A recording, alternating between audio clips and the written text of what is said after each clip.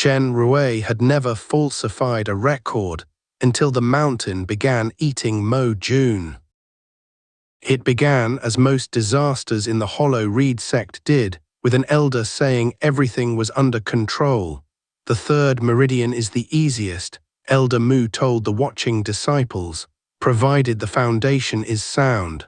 40 people leaned forward as if confidence were contagious. At the center of the advancement hall, Wei Lian sat inside a ring of 7 spirit stones. His back was straight, his sword lay across his knees, and pale qi gathered around him in threads fine enough to tremble whenever he breathed. Shen Rui stood outside the ring with the advancement ledger braced against his chest. He had issued the stones that morning and weighed each one twice. 7 low-grade stones, 12 Leung and 3 Tian in total. All 7 carried the current hollow reed inventory seal. Beside him, Mo June hugged the empty stone case and tried not to look impressed. "How many?" Rui murmured. Mo rolled his eyes. "Still 7, count again. If you ask me a 4th time, there will be 8. That would be a serious inventory irregularity. It would be a miracle. We should charge admission." Mo was 14, narrow-shouldered, and too small for the grey errand robe records had found for him. He had turned the sleeves up 3 times. A dark ink stain covered the side of his smallest finger, where Rui had spent the last month correcting his writing grip. The boy had arrived at Hollow Reed 11 months ago, carrying 2 shirts and a letter written by his elder sister. 6 months later, Rui had helped him complete the claim for her burial allowance. Mo had cried only when he reached the box marked relationship to the deceased. After that, he had never laughed when Rui's own advancement applications came back rejected. 7 attempts to open a first meridian, 7 failures. That was the sort of symmetry Rui preferred not to contemplate while standing beside another man's successful 3rd attempt. Wei Lian inhaled for the 47th time. The painted reeds on the folding screens bent towards him, though the hall doors were shut. One of the spirit stones split with a sound like ice cracking beneath a boot. "Maintain the circuit," Elder Mu said. Wei's jaw tightened. His next breath came out red. A thin line of blood ran from one nostril to his upper lip. Physician Ning shifted closer but did not enter the stone ring. 48, Mo whispered. Rui marked the count in the ledger. The brush caught on the paper, not enough to spoil the stroke, just a faint pull as if another brush pressed against the underside of the page. Rui lifted his hand. The paper lay flat, no dampness, no damaged fibers. Wei breathed again. The 7 stones dimmed together. Something beneath the hall inhaled with him. Rui felt it through the soles of his shoes, a vast, slow pressure drawing down into the mountain. The lamps narrowed. For half a heartbeat, the air tasted green and bitter, like a reed cut open by a knife. Wei Lian cried out. Qi struck the walls in a colorless ring. Robes snapped. One lamp went out. The advancement ledger slammed shut on Rui's fingers. Then the pressure vanished. Wei remained upright. Steam lifted from his shoulders. Beneath the skin of his right forearm, a line of pale light passed from wrist to elbow and settled there. The river gate was open. Applause broke across the hall. Mo dropped the stone case. It struck the floor at Rui's feet. "June." The boy stared towards the upper doors. His face had emptied of every expression except confusion. "She said she would meet me here." Rui lowered the ledger. "Who did?" "My sister." Mo glanced at him, impatient with the question, "Who else?" The applause continued around them. At the center of the hall, Elder Mu placed 2 fingers against Wei's shining meridian and smiled. "A clean opening," he announced. Mo stepped towards the doors. Rui caught his shoulder. "Your sister isn't coming. She brought me to the mountain. That was last spring." The impatience left Mo's face. "It's autumn." "Yes." "No." Mo gave a small, uncertain laugh. "It's the 4th month. There was snow beside the western stair this morning. Rui's fingers tightened on the boy's shoulder. There had been snow beside the western stair when Mo arrived. Physician Ning was helping Wei to his feet. Senior disciples crowded around them, offering congratulations and advice no one had requested. Physician Rui called, his voice disappeared beneath the noise. Mo looked down at the advancement ledger. "Why are you carrying that?" "Because I work in records." "You do?" The question struck harder than the chi wave. Rui had trained Mo since his first morning in the records hall. He had taught him where the old files warped in wet weather, how to warm sealing wax without setting it alight, and why Steward Cao's tea should never be placed beside an unsigned requisition. Mo knew exactly where Rui worked, or he had 1 breath ago. A drop of blood fell from the boy's nose. It landed on the closed ledger. Mo touched his upper lip and stared at the red on his fingers. The ledger opened by itself. Its covers did not fly apart. The top cover simply lifted against Rui's hand with the patient force of a door pushed from the other side. Pages turned beneath his fingers, 1 3 11 at a time, until they stopped at Wei Lian's advancement record. The figures Rui had written that morning remained unchanged. 7 stones issued, 1 candidate, 1 registered technique. Along the empty lower margin, red ink began to gather. The first stroke appeared slowly, soaking upward through dry paper. "June," Rui said, "read the hall plaque for me." Mo looked over the doors. 3 black characters named the Hall of Advancement. Rui had made him copy them 200 times after he confused advancement with storage on an internal delivery form. Mo's lips moved. "I don't know that middle one." A second red stroke joined the first. The beginning of a character took shape.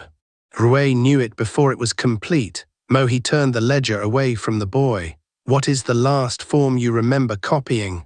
"I don't copy forms." Another stroke surfaced. "You work in records." "I carry messages for the kitchens."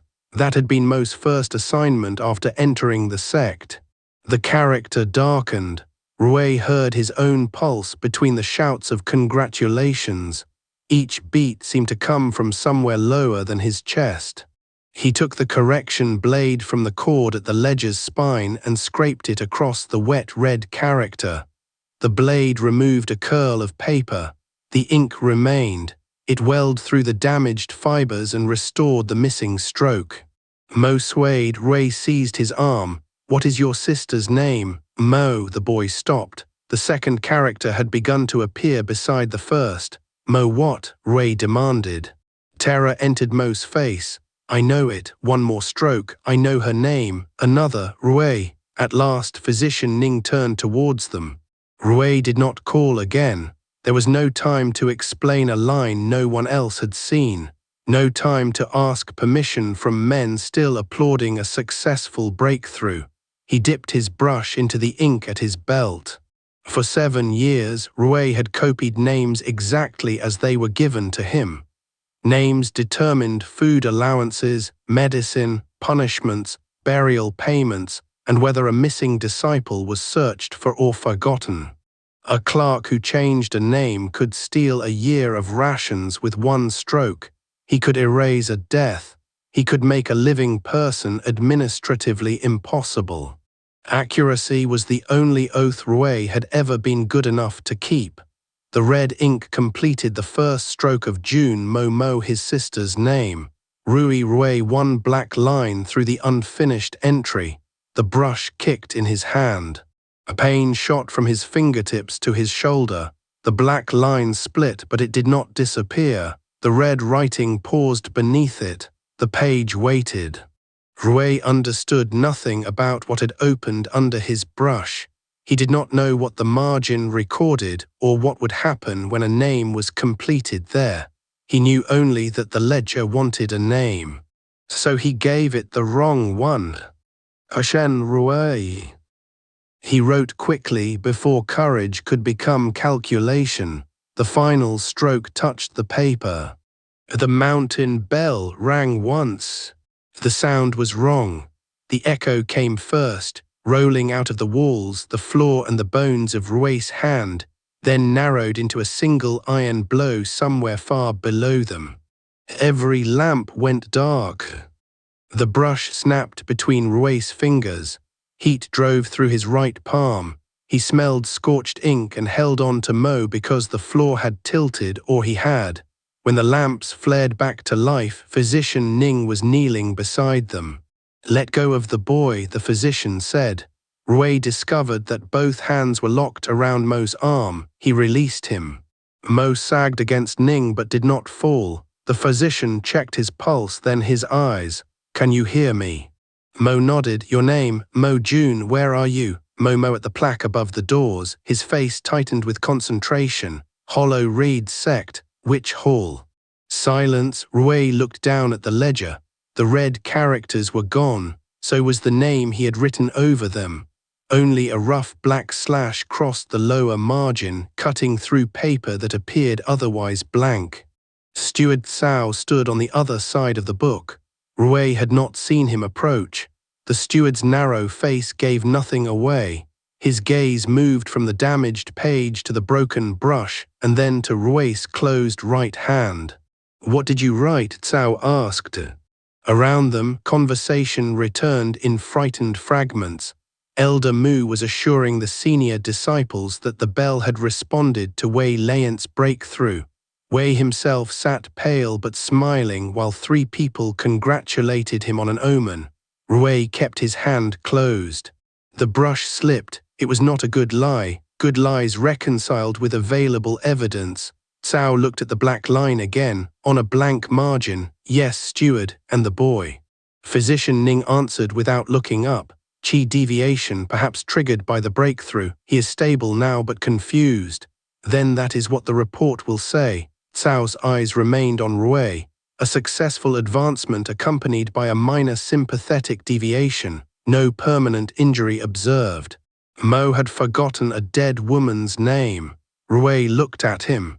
The boy stared at the ink stain on his smallest finger as if he had never seen it before. "No permanent injury observed," Cao repeated. Rui had written enough reports to recognize an instruction wearing the clothes of a fact. "I understand, do you?"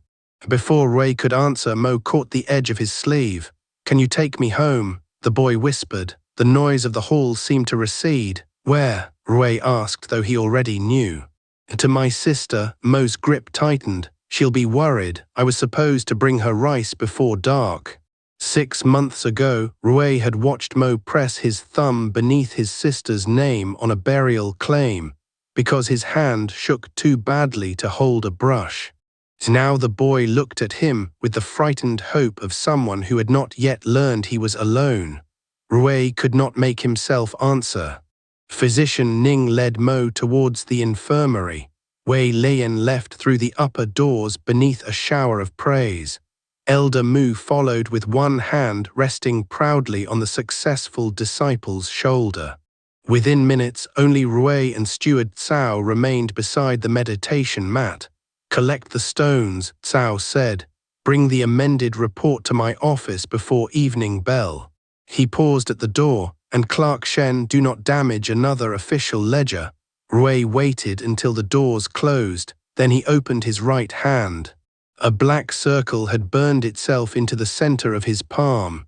It resembled Hollow Reed's oldest sect seal, except for a narrow gap where the final stroke should have joined. The mark did not fade when he rubbed it.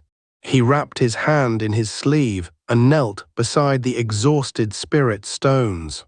One by one, he placed the pale shells into the return case. 1, 2, 3, 4, 5, 6, 7.